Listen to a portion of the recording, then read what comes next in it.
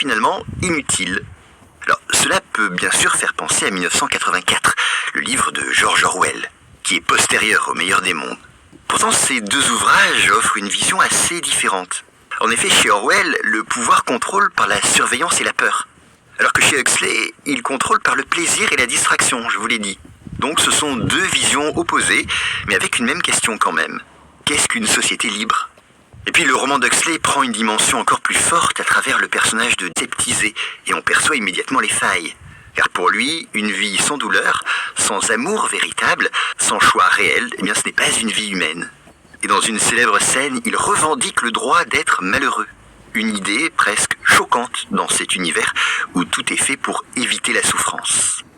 Alors ce que montre Huxley avec une lucidité presque prophétique, c'est que le danger pour nos sociétés ne vient pas toujours de la tyrannie visible. Il peut venir d'un excès de confort et de divertissement. Voilà pourquoi aujourd'hui, entre les algorithmes qui captent notre attention, les antidépresseurs qui apaisent notre tristesse, et la quête permanente plus généralement de bien-être, certains voient dans le meilleur des mondes une œuvre étrangement actuelle.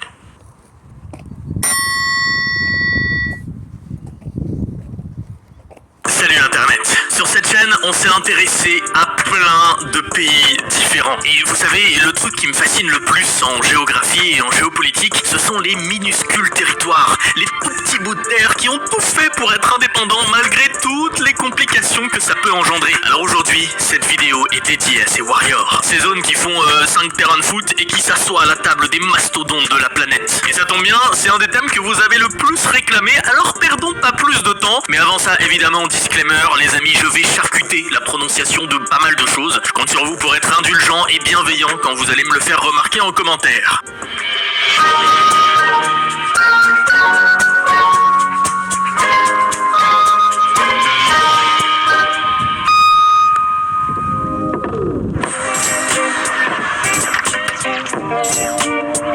Les îles Marshall sont donc à la 7e position des plus petits pays du monde. Vous n'en avez jamais entendu parler, pas de panique, c'est normal, hein, ça va être le cas pour facile la moitié des pays d'aujourd'hui de toute façon. Îles Marshall donc, 181 km², c'est en gros Paris et Strasbourg réunis. En soi c'est assez impressionnant pour un petit pays, sauf que les îles Marshall, spoiler, ce sont des îles. Voilà, une trentaine d'atolls et plus de 1200 îles. Le tout éparpillé sur quasiment 2 millions de kilomètres carrés. Je sais pas si vous vous rendez compte. En gros, si vous êtes sur l'île la plus au sud et que vous voulez aller sur celle la plus au nord, ça équivaut plus ou moins à un voyage Rome-Berlin. Voilà, pour un pays qui fait presque 2 fois Paris, hein, je vous rappelle. Vous commencez à imaginer le bordel niveau gestion, infrastructure, approvisionnement, télécommunications. Le pays se trouve dans le Pacifique Nord, juste ici, et quand on regarde, on peut plus ou moins distinguer 2 paquets d'îles. Celui de droite, c'est la chaîne de Ratak, qui signifie soleil levant, parce que ces îles sont à l'est, et de l'autre côté, c'est la chaîne de Ralik, qui signifie soleil couchant, parce que c'est l'inverse de l'Est. Pas de frontières terrestres avec qui que ce soit, mais évidemment des frontières maritimes avec la Micronésie,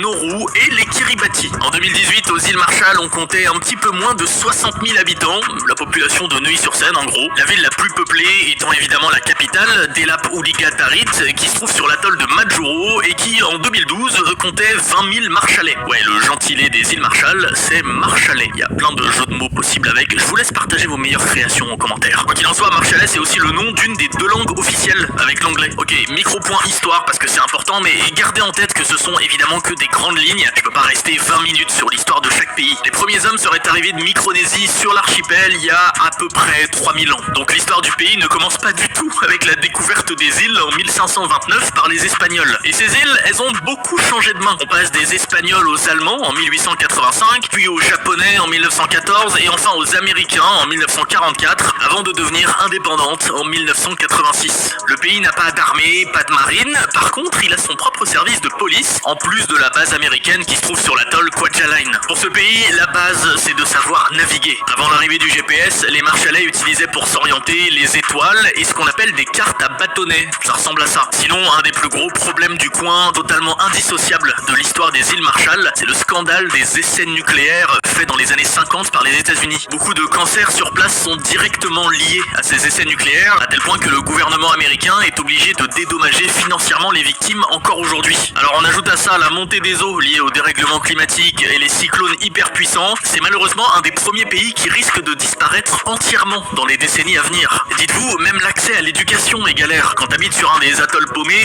tu te tapes pas 300 km par bateau tous les jours. Bon, et puis petit fun fact pour finir, le bikini tient son nom de l'atoll de Bikini. En 1946, l'inventeur de ce nouveau maillot de bain était persuadé que ça allait faire l'effet d'une bombe dans le monde de la mode. 5 jours avant, le tout premier test de bombe nucléaire par les Américains avait eu lieu sur l'atoll de Bikini. Et ben bingo, hein, le nom était tout trouvé. Et enfin, voici José Salvador Alvarenga, pour qui les îles Marshall sont synonymes de sauvetage. C'est un pêcheur salvadorien qui a passé 438 jours à la dérive en plein océan Pacifique, plus de 14 mois. Il s'est finalement échoué sur l'île d'Ebon en janvier 2014, souffrant de déshydratation et, je pense, d'un bon petit traumatisme psychologique.